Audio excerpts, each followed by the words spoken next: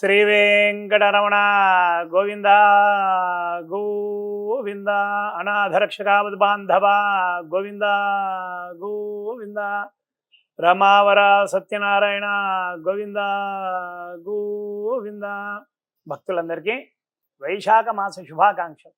వైశాఖ మాసం వచ్చిందంటే చాలు ఎంతో విశేషమైనటువంటి పండుగలు కూడా వస్తాయి కదా.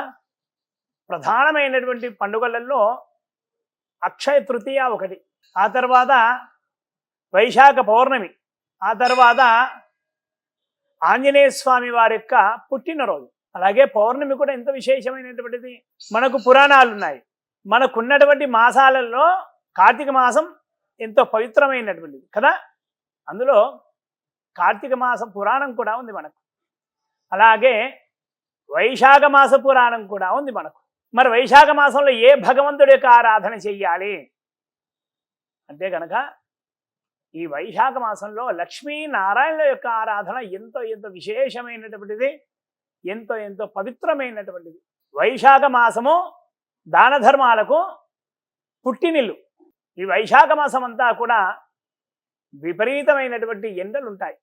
సూర్య భగవానుడు భగభగ తన కాంతిని భూమిపైకి వదులుతుంటాడు కదా.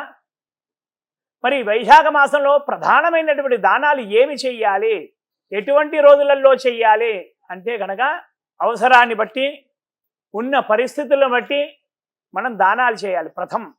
తర్వాత మనుషుల యొక్క అవసరాలను బట్టి మనము దానాలు చేయాలి.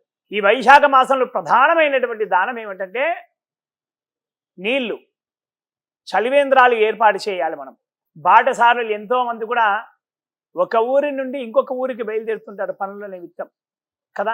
ఈ ఎండ తీవ్రతకు వారికి చాలా దాహం వేస్తుంది. అలా దాహం వేసిన వారికి మనము మంచినీళ్ళు దానం చేశామంటే చాలు, అనంత కోటి పుణ్య ఫలితాలు ఖచ్చితంగా మనకు, మన ముందు తరాల వారికి ఖచ్చితంగా దక్కుతాయి. ఇందులో ఎటువంటి సందేహం లేదు. వైశాఖ మాసంలో చలివేంద్రాలు ఏర్పాటు చేయాలి.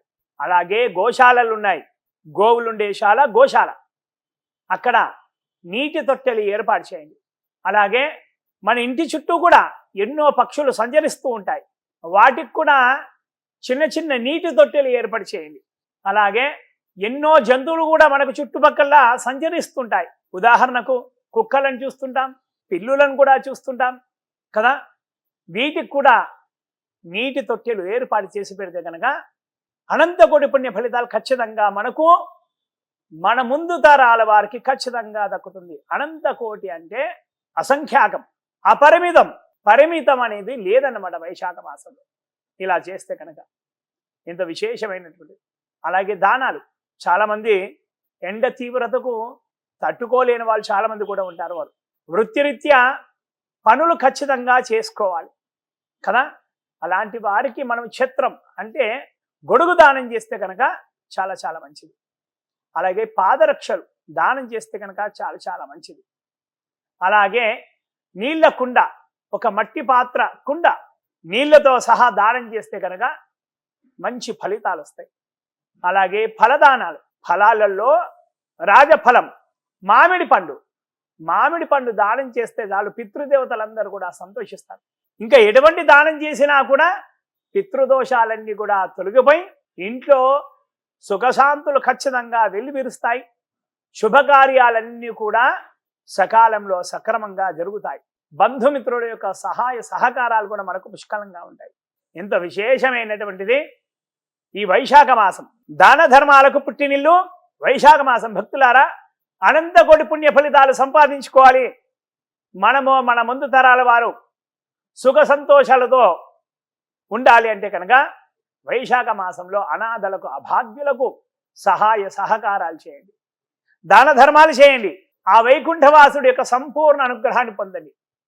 శ్రీ వెంకటరమణ గోవింద గోవింద.